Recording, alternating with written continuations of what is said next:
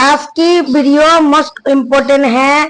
NRC के बारे में सबको मैं बताऊंगी। एनआरसी होता क्या है और कितना टाइम लगता है। आसाम में जब पहली बार एनआरसी लागू किया गया था 2005 में, एनआरसी के बारे में होड़ में डाला दिया था, अर्जी दिया गया था। 2013 में उसकी लागू कर दिया गया। सब लोग 2013 से लेके 2019 तक दस्तावेज दिखा दिखा के अपने दस्तावेज को सही करते करते 2019 6 साल लग गया था आसाम की एनआरसी को पूरा करने में। उसके बाद बहुत सारे हिंदू भाई 14 लाख लोग निकल के आ गया था, मुसलमान 4 लाख। सबसे पहले इम्पोर्टेंट दस्तावेज होगा आपकी जन्म पत्री। आपकी जन्म पत्री सबका होना चाहिए। और जब पहले लोगों का जन्म पत्री नहीं होया करता था, और जब भी जिसके पास होया करता था बाढ़ आके पानी आके, तो ये दस्तावेज होता नहीं, खत्म हो गया था। और अब ऑनलाइन में डालने के लिए कहा गया, ऑनलाइन से बनाने के लिए कहा गया, सब लागू कर दिया गया। तो आप लोग जन्म पत्री पासपोर्ट जरूर बनाइए। जन्म पत्री लागू कर दिया गया हर जगह पे, अपने अपने क्षेत्र में जहाँ पे भी जन्म पत्री बन रहा होगा वहां पे जाके अपनी जन्म पत्री को, इसमें इम्पोर्टेंट यही है जन्म पत्री सबसे पहले जन्म पत्री को बनाए। 2001 में से लेके 5 तक जिसके भी बॉर्डर आईडी बन गया उनको जन्म पत्री नहीं चाहिए। लेकिन उसके बाद जिसकी भी बॉर्डर आईडी बना, उसके बाद जो बच्चे पैदा हुए कि उसके बाद बॉर्डर आईडी जिसकी भी बना है, सबकी जन्म पत्री बनाइए। सबकी ऑनलाइन के थ्रू जन्म पत्री बन रही है, बनाइए। और हाँ, जब आप जन्म पत्री बनाओगे तो मोस्ट इम्पोर्टेंट ये है जन्म पत्री में नाम एक एक अक्षर आप लिख के देना।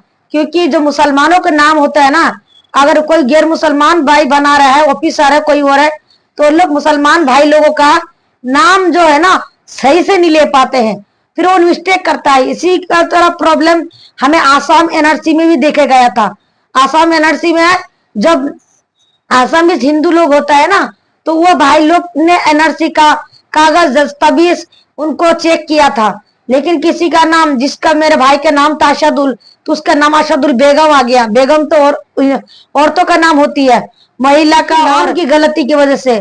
तो आप लोग जब भी जन्म पत्री बनाए तो माँ बाप का नाम भी सही नेम डाले, अपने बच्चों का नाम भी सही नेम डाले।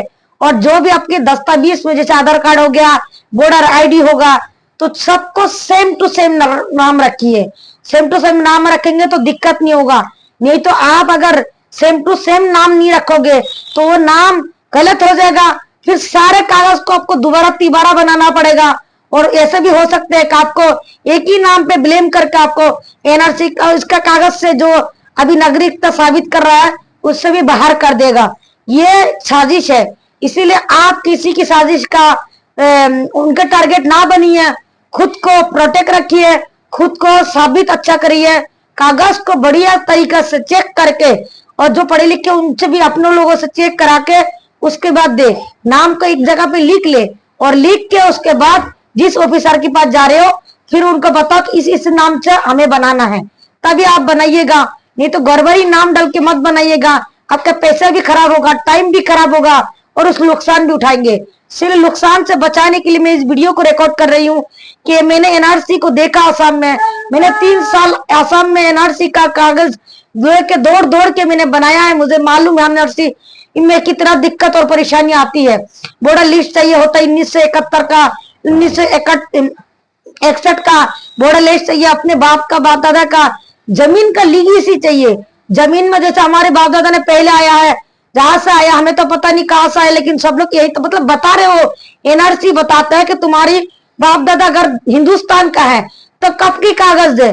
जैसे 1961 का, 1951 का, 1971 का, 3 में से एक बॉर्डर आईडी जरूर दिखाना होता है। और जबकि जमीन खरीदे उसको जमीन का दस्तावेज दिखाना होता है। जैसे आप मान लो दिल्ली में आप रहते हो, आपके पैदाइश दिल्ली में है और आप जाके बाद में बिहार में बस गए हो, दिल्ली का आपका आईडी चाहिए होता है।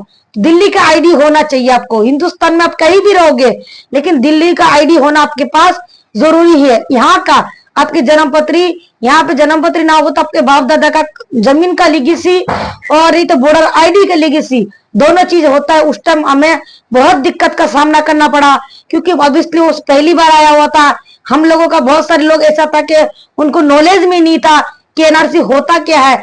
धीरे धीरे पता लगा, 3 साल लग गया। 2012-13 में वो लागू किया गया और 2015 में फिनिशिंग आया है। तब भी किसी का नाम गलत आया, किसी गलत आया है। बहुत सारे लोग सदमा में मर गए, अपने आप को मार दिया है इसी तरह। लेकिन मैं सबसे यही अपील करूंगी, कोई घबराना नहीं, कोई परेशानी की बात नहीं। आप लोग कागज को अच्छी तरह से बनाइए और जब भी आपके बच्चा पैदा होता है तो तब आप किसी काम को इग्नोर मत करिएगा, किसी भी काम को इग्नोर मत करिएगा। उस काम को सही तरीके से, सही ढंग से करिएगा। अगर सही ढंग से आप करोगे तो आगे दिक्कत वाली बात नहीं पड़ेगी। अगर सही ढंग से नहीं करोगे तो आगे दिक्कत वाली बात पड़ेगी।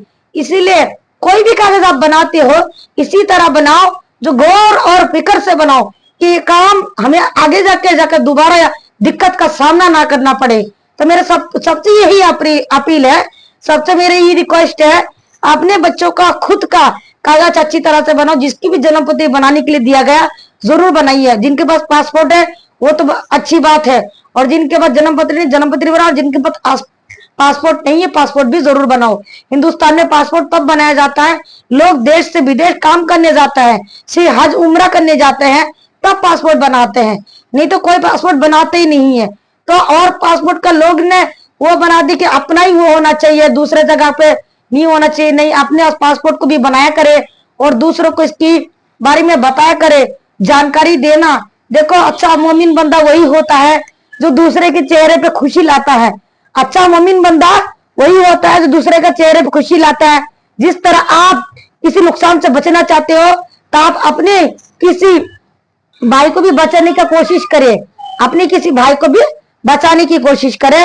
इस वीडियो को जरूर दूर दूर तक पहुंचाइए, सबको शेयर करिए। क्या पता आपकी इस वीडियो को शेयर करने से किसी की काम बन जाए, तो इससे ज्यादा बड़ी बात क्या हो सकती है।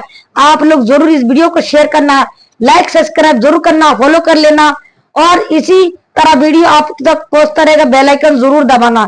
इस वीडियो को हर जगह पहुंचना चाहिए, हिंदुस्तान के हर कोने कोने तक पहुंचना चाहिए। अस्सलाम वालेकुम रहमतुल्लाहि व बरकातहू।